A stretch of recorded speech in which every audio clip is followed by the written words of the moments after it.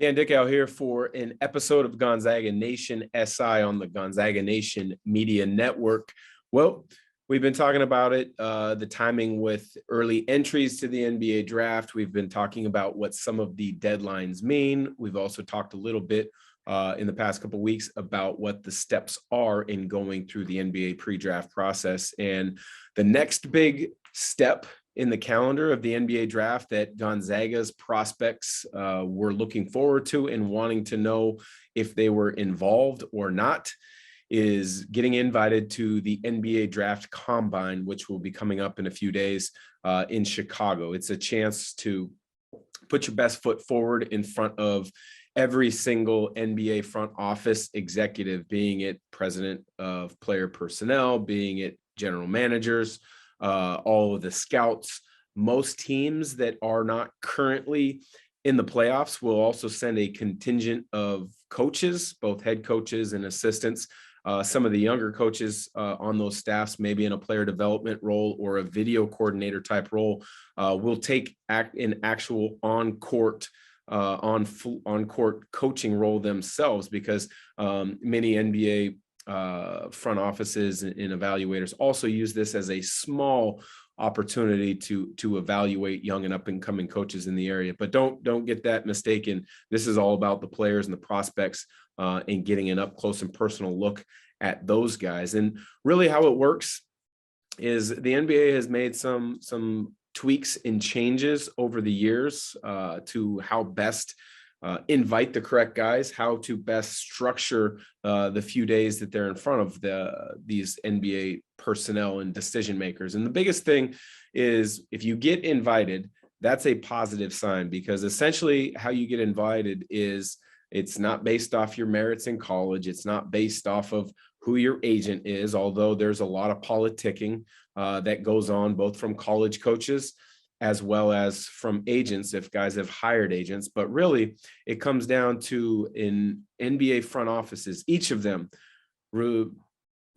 submits a list to the NBA office of who they would like to see in person at the draft combine to go through the couple-day event. And what they do in the couple-day event, every type of measurement possible: height, weight, body fat, size of wings, length of wingspan, size of fingers, shoes, you name it, that measurement is taken on these players.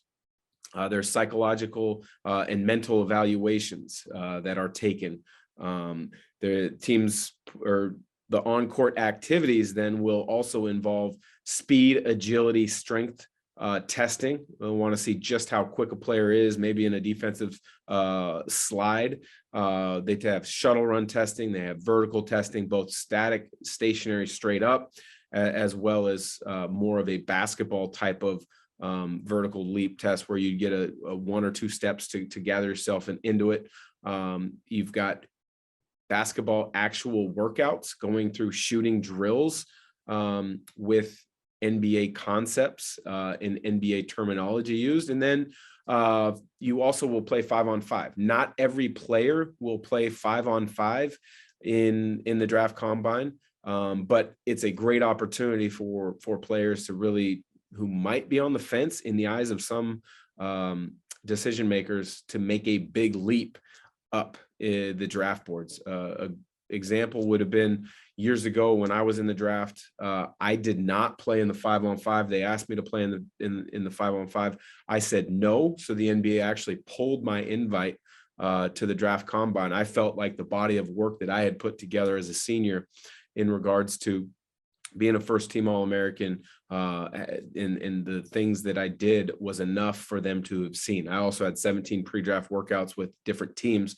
So I didn't feel it was wise of me to play in the 5-on-5. Now, there are other guys who kind of come in as potential unknowns that absolutely elevate their draft stock. A great example would have been Jamal Crawford. He's from the Seattle area. He played about 10 or 11 games his freshman year at University of Michigan before the NCAA deemed him ineligible. He goes to the NBA Combine as a relative unknown. Teams had seen a little bit of tape. A couple guys had seen him in person early in the season before he was deemed ineligible, but nobody really knew what to expect with him playing at a high level. He ended up playing 1, maybe 2 games at the Combine and then sitting out the rest of the Combine. He elevated his stock so high that I believe he went 6th or 7th in the NBA draft the year that he came out. So it can work in both ways. Players and agents do have a little bit of discrepancy in how they navigate it, but it's changed a lot from 15, 20 years ago. If you get invited, you're going to be involved in the Combine to a pretty large extent. It's going to be, I don't want to say it's a make or break 4 or 5 days, but it's a very important 4 or 5 day stretch if you're kind of on the bubble of getting drafted. And I think that's exactly why Drew Timme and Andrew Nembhard and Julian Strawther have such a big opportunity in front of them. We've talked about Chet Holmgren at length being a consensus top 3 pick. He'll be probably, in addition to doing that skill work and the testing, he will be meeting face-to-face, which is the other thing that a lot of times happens during the Combine. You will have interviews and you will meet face-to-face with a lot of these teams just so they can get a better feel of your personality and get a little more comfortable if they were to go ahead and decide to really have you on their short list of guys they might want to draft. But the whole thought that I had with this show today was just to discredit a lot of thoughts that are out there in regards to Gonzaga doesn't create pros, Gonzaga doesn't play anybody, Gonzaga isn't going to prepare you for the NBA. And as I look through this list of players that were invited to the NBA pre-draft, there's 4 Gonzaga guys that we've talked at length throughout the last 4 weeks and what the process is going to look like, and that's Chet Holmgren, Drew Timme, Julian Strawther, and Andrew Nembhard. They've got the opportunity to put their best foot forward and open some eyes. But I wanted to talk about the disputing that kind of conversational piece that a lot of people uses in regards to who Gonzaga plays. And I wanted to kind of just go through the list of players that are on this list. There's between 55 and 60 players that are invited to the draft combine. Now, some may withdraw their name and go back to school if they've hired a correct NCAA and NBA certified agent. But, for the most part, if you're at this combine, there's a lot of interest in you. And I would imagine and expect guys to stay in the draft. But when you look at Gonzaga's opponents and who they have played throughout the course of this past regular season, now this doesn't go back and look at the last 2 or 3 years, because we could have added a couple more players off of this list for opponents. But when you look at the players that are at the pre-draft combine that Gonzaga has played against, it's a who's who list. Paolo Banchero from Duke, J.D. Davison from Alabama, Jalen Duren from Memphis, Keon Ellis from Alabama, A.J. Griffin from Duke, Johnny Juzang from UCLA, Trevor Keels from Duke, Josh Minott from Memphis, Wendell Moore Jr. from Duke, Peyton Watson from UCLA, Jalen Williams from Santa Clara, and Mark Williams for Duke. I mean, you look at that right now, 1, 2, 3, 4, 5, 6, 7, 8, 9, 10, 11, 12. 12 players that Gonzaga went up against just this last season. So you're talking again about debunking that talking point that Gonzaga doesn't play anybody. They're playing the best of the best every single year. The other interesting name that came up that was invited to the draft combine was a Gonzaga commit 2 seasons ago before he decided to go to the G League Ignite route. And that would have been Fanbo Zhang, the Chinese prospect that Tommy Lloyd had a commitment from. He decided to not go to Gonzaga, decided to do the G League Ignite route. So that would have possibly made it 5 Gonzaga players in the NBA draft combine. The other thing to kind of discredit is the having to go the Pac-12 route versus the WCC and the Gonzaga route. There are 5 players, 6 if you include Fanbo Zhang, that are tied in with a West Coast Conference program.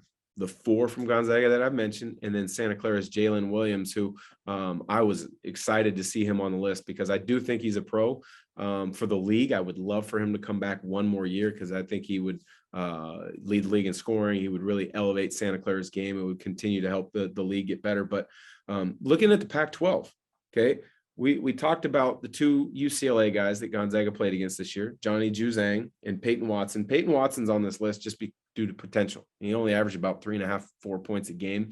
Really wasn't able to crack the rotation for Mick Cronin and play impactful minutes. I think he's here because of his long-term potential. But then there's 3 players from Arizona, Ben Matherin, who I think will be a top 10 pick, Christian Coloco, who's probably late first to second round.